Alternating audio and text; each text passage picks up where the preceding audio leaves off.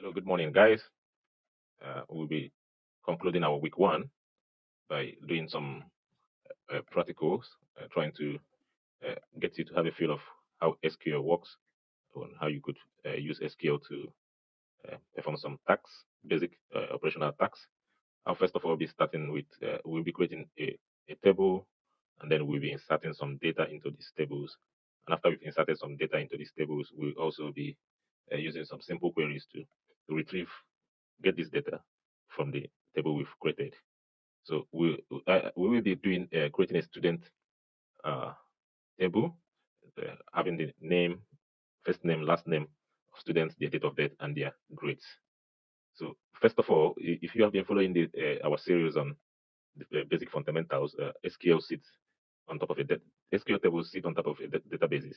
So first of all, we're going to be creating a new database. So here you go click on new database, be clicking on new database. I will be saving mine in my download section. Choose where you want to save it as. It said save as. So I will be naming my database week one. And I'll save this database as a file extension of .db. So because we are using DB browser, which is more of a look, what you see is what you get type of database. It's gonna prompt us to do this. In some other uh, SQL database tools, you might have to type your codes. You have to hot coding, what we call hot coding. You have to type what you want it to do uh, in a query box or a query tool. So, but here we have the advantage of we could do that from here. We could type what we want to create the table here, and also we could just use an easier interface of add. So I basically will be using the add, so I don't overwhelm you at this stage of creating database tables. You are free to also try your hands with the query that we will be generating. So here we'll be putting a table name. So what we want to create is a table for students. So our table name should be students. So in that table we have what we call unique identifiers, which we will get to know how it works when we get more deeper into when we are working with functions like join, when we want to get working with multiple tables and trying to get data from multiple tables. So we need to have the unique identifier, and what's in SQL, you get to know unique identifier by their primary keys, and then most of them are integers. When I say integers, they are numbers. So now our unique identifier will be student ID, and so here I will come to select the type of input you should take. By type of input, I mean the type of data that you could put input in that. If you select integer, it's going to take in only numbers. If you select text, it's going to take only text. If you select numeric, it's going to take data numbers that are in decimals. So we are going to do integer, and then we are going to make sure that this is a primary key because it's our unique identifier. What makes it unique as a unique identifier? What makes it a unique identifier is whatever value you put in this column, you can't see it any other place.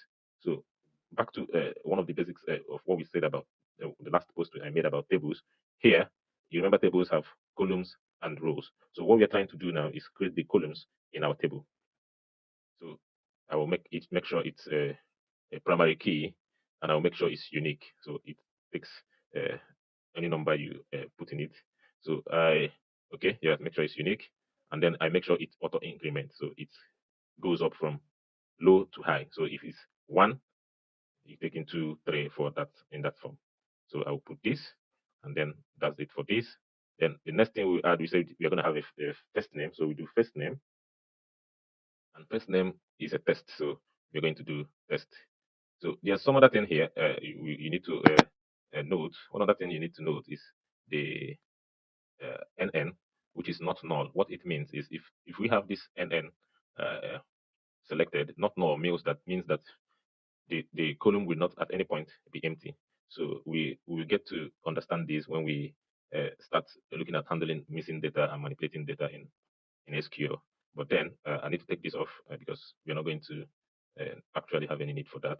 So that's this for this. There's also foreign keys here. I will talk about that when we get to that point. So I've added my first name. The next thing we will need to add is the last name, which is also a test, So you see, as I add this code is being generated, auto-generated by the DB browser, which is actually helping me write out the code. So basically, you could also do this by using the this code. It could run and then get it done. Next, we are going to add the date of birth of this student, date of birth of this student. This should be a test. Okay. Or we could do a number, but then we need a test so we could differentiate it from the grades. And next and finally, we need to put the grades of student grades.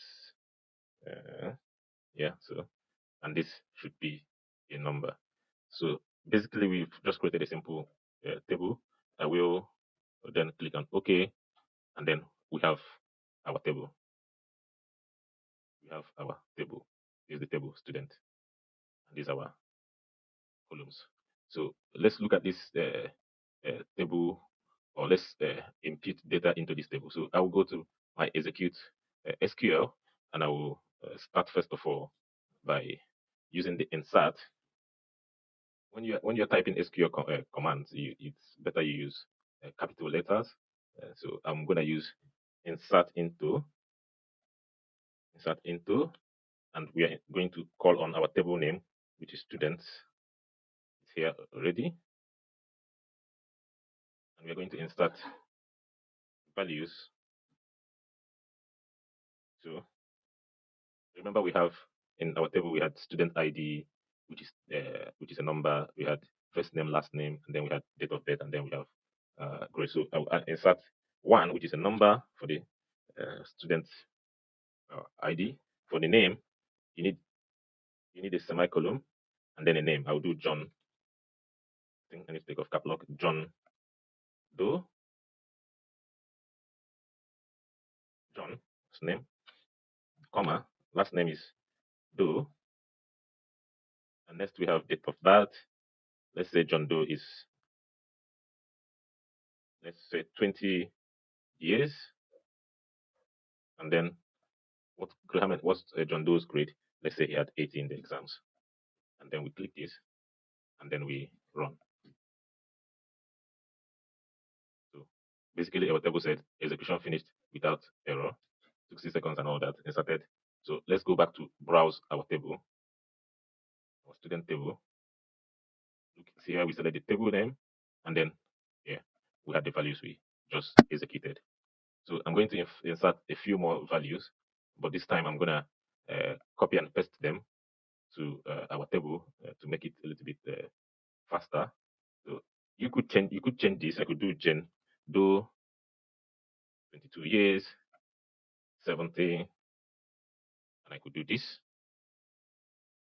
What's the error? Oh, sorry, student ID. You didn't change the student ID. That's why I said about being unique. It's unique and it's auto incrementing. So that's why you get the error. So now that should run fine. And when I browse my table, you see we had that in there.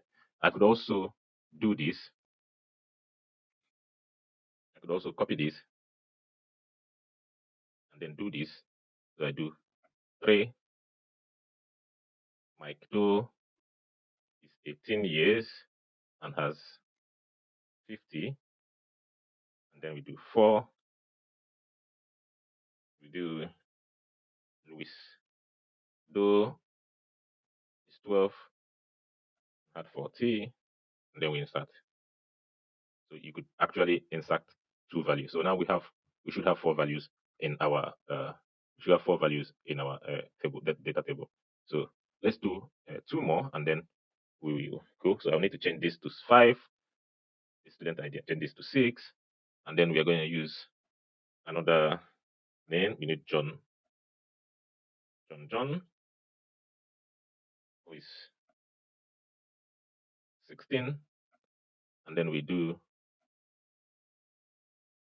What will we do now? James Talk will be 19, and their scores will be 60 and 40. So then executed successfully. So if you could browse our table, we have 6 data. You could also keep adding this. Maybe you want to have a lot of data to add. You could do this. Okay. So let's go with four more. Let's do that. 7, 8, 9, and 10. let's do this. I'm a white. White is 17. Let's do with Robert Luke. Robert Luke is 18. Let's look at Amanda Taylor. Amanda Taylor could be 15. And let's look at Anita Park, who could be, let's do 14. Scores is 50, 90, 80, 30. And that is it. So we've created a table that has 1, 2, 3, 4, 5 columns and 10 rows. So this is just what we talked about in table. It's just basically what a table looks like. So now we are going to execute a few basic queries. I would don't do them one after the other, and then maybe we could run them out. So first query we want to do is I want to retrieve. I want to retrieve all data in table. So to do that, I need to comment this out. Sorry, guys. So I'll talk through what commenting does. What commenting does is it basically try to tell whoever is going to look at your code what you're trying to do. So that's basically what commenting does. So here I have to have my caps lock on, and I do select. To select all, we use the asterisk sign, all, and then we introduce from, and then our table name from student, which is our table. So now if I run this, it's going to give me a whole list of these tables. So that's basically what we have done. So I need to copy this, and then we do the next one, which will be here we'll be retrieving. Okay, what do we do now? Okay, let's retrieve specific.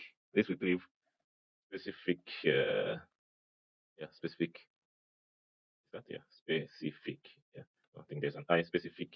Specific data from table. So now what I want to get is just the first name and last name from all the data in the table. So it's a cap lock select, and here I want to select first name.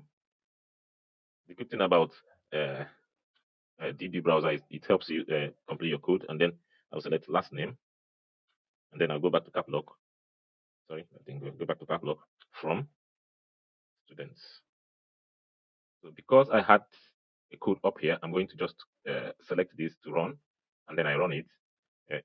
If I don't select that, it's going to run this code from here, from line 2 down. So I need to select this so it could run just the line of code I want it to run. So we can introduce some of the subqueries that we talked about. So what I'm going to do with that subquery, first of all, let's introduce where. So we retrieve data. Okay, let's retrieve data, all data. Let's retrieve all data in table, but using a filter. Using a filter. So what I'm going to do is to select. Sorry, I think this should be on cap lock. Cap lock is on select from students where. Okay, let's say what can we use? Let's use where grades. Let's take the cap lock. Grades is greater than 50. So select this and then run.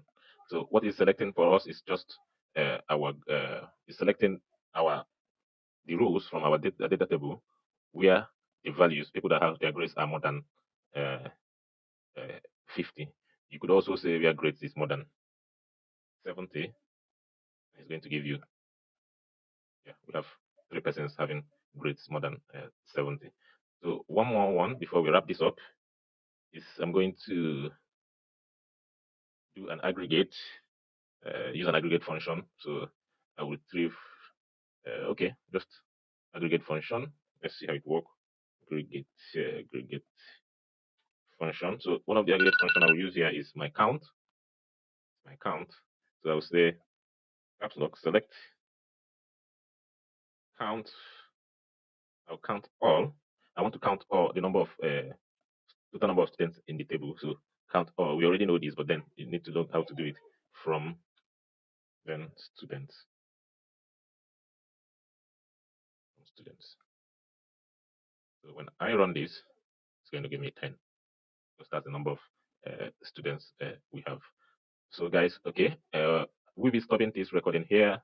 Try to practice this on your own, and try to let us know or drop your questions, clarifications, if any, and then we'll take it from there. Cheers, guys.